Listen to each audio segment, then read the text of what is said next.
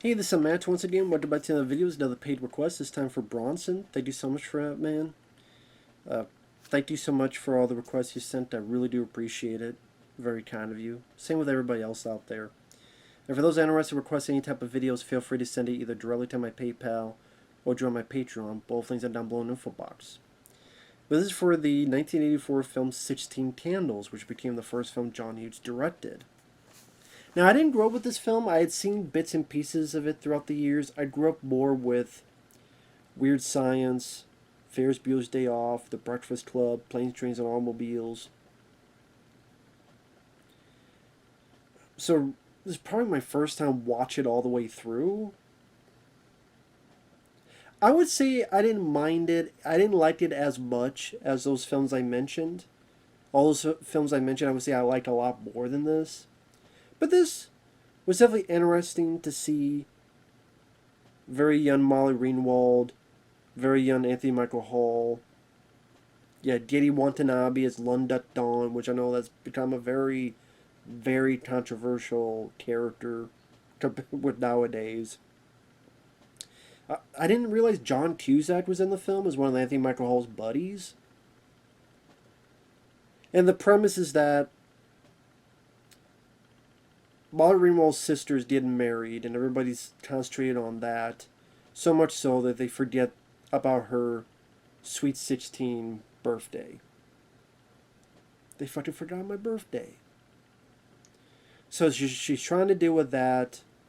Takes place within the matter of a day, this whole movie.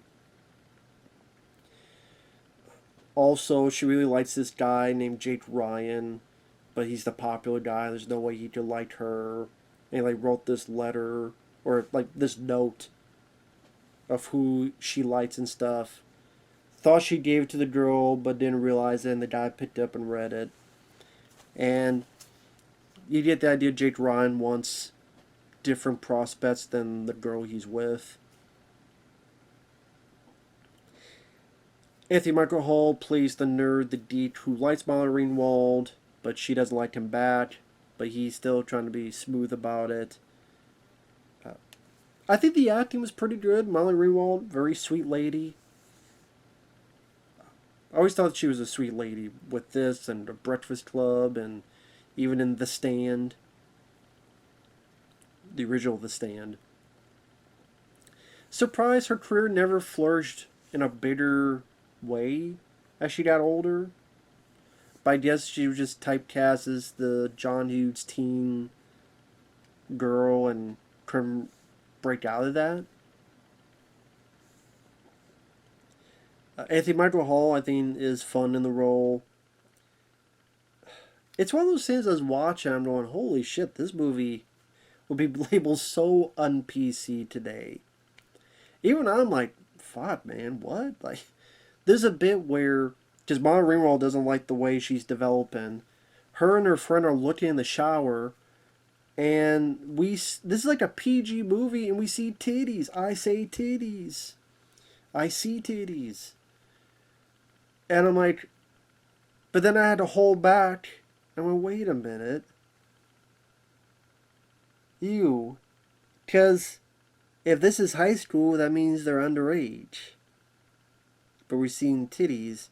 But for one, understand it was a body double, which would make sense, otherwise it'd be illegal.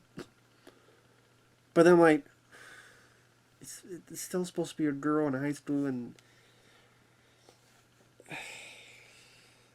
I know it's the 80s, it's just how it is. But goddamn, man.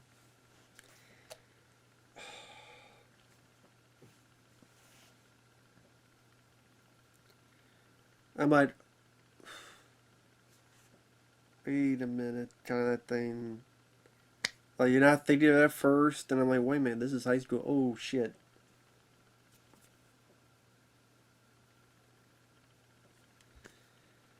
Because that's what it's meant to be, underage nipples. I'm like...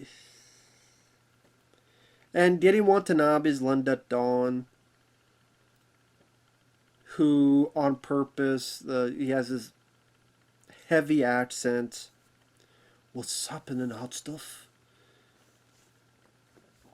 I will admit, I got some chuckles out of the character because he was a cool character, the Donner.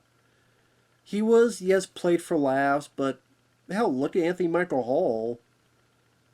I mean, if you think about who's the cooler character, the Donner or Anthony Michael Hall's character, I'm like, the Donner's the cooler character. That's the way I looked at it. Yes, he has a heavy accent, but he gets over into the U.S. He already bagged a lady taller than him, which be like, oh, well, they have a taller lady for him. That means they think that Asian men are weak.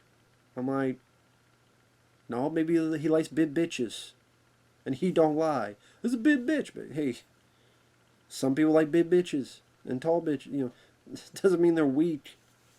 It means there's a lot more to play with. There's a lot more to play with, especially in this department. But I mean, when you look at Londa Dawn, it's like he is the life of the party. He gets the girl. He's out partying, glasses. He's cool.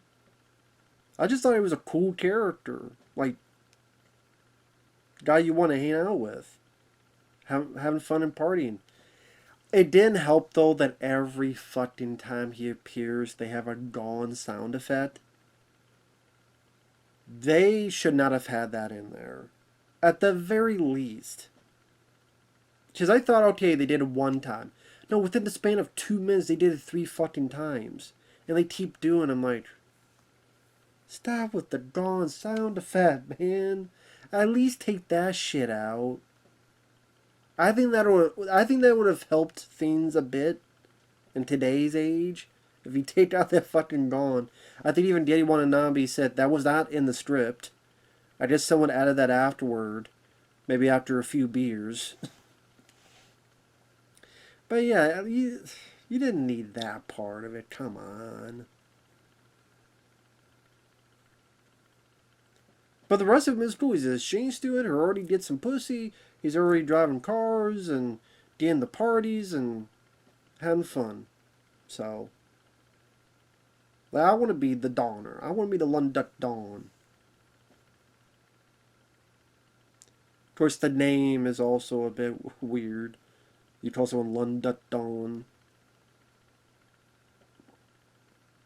Although there's a part of me that's like, maybe that would be kind of a cool name to have. I'm Londa Dawn. Just has a certain ring to it.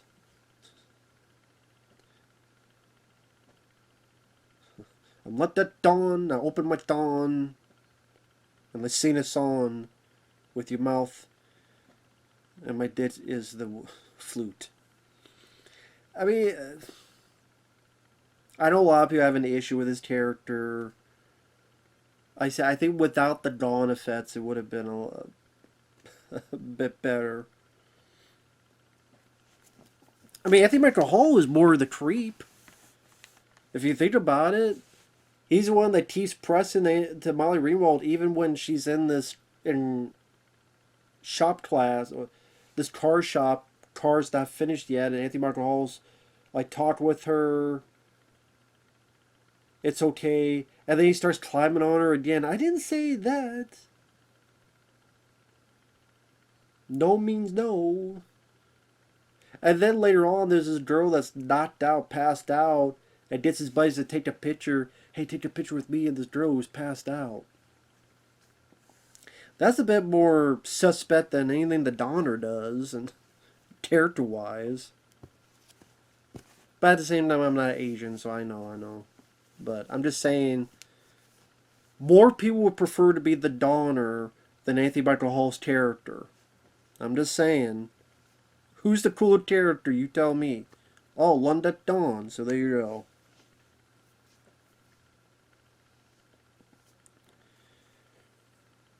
And like I said, one of his buddies is John Cusack. And then Joan Cusack is in the film where she has this neck brace.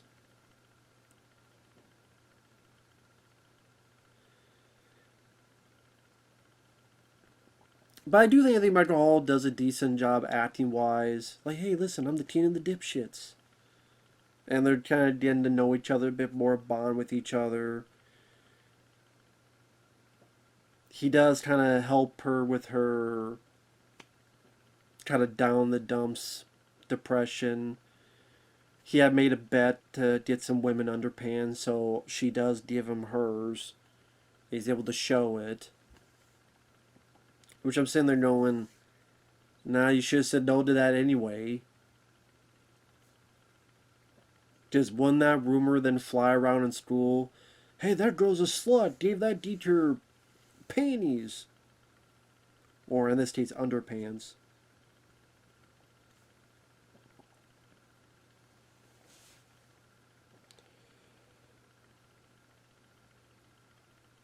There are some scenes I do like. One of my favorites is the dad going up to Molly Ringwald and apologizing. It's a very sweet scene.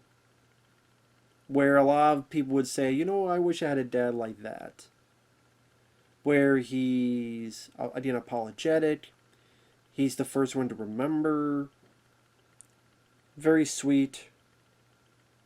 Oh, you're in love with a boy. Hey, it hurts. That's why they're called crushes. Understanding. They hug. And again, that was nice because it seemed usually that would be the mom that would do it. But it's nice to see a dad shown in a positive light in that way. And actually kind of refreshing.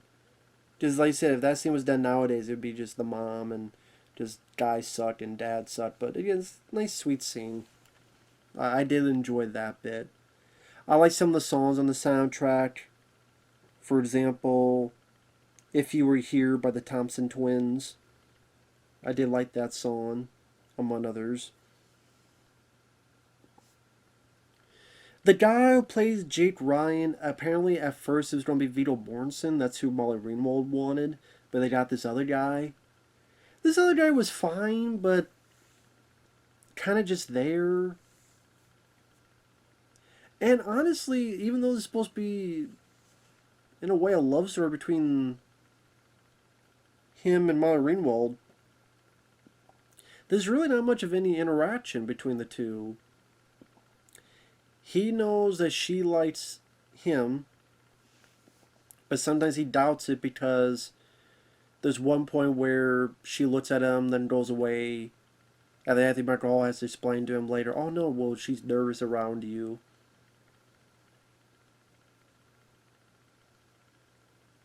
And then at the very, very end, but yeah, there's just not much interaction, so you can't really say they have much chemistry or, like I said, there's not really much on screen together, even though that's kind of one of the big gists of the plot.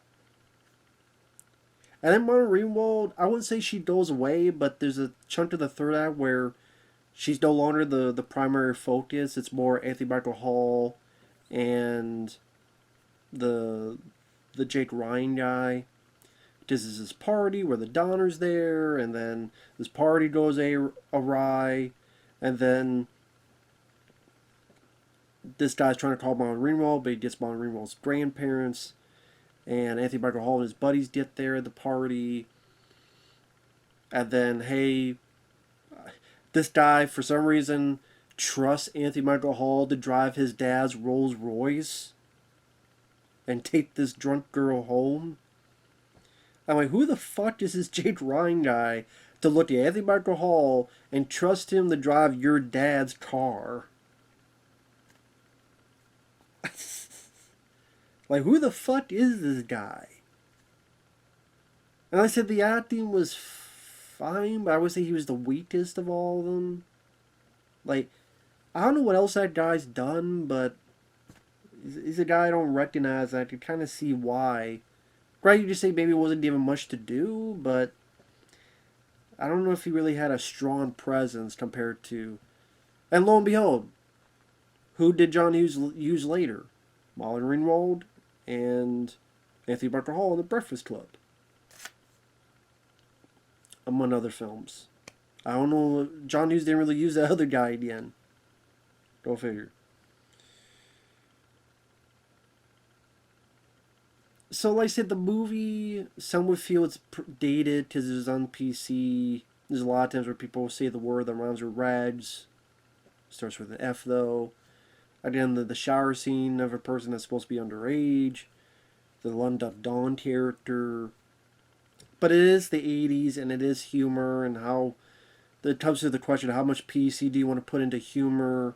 Does PC to be the death of comedy?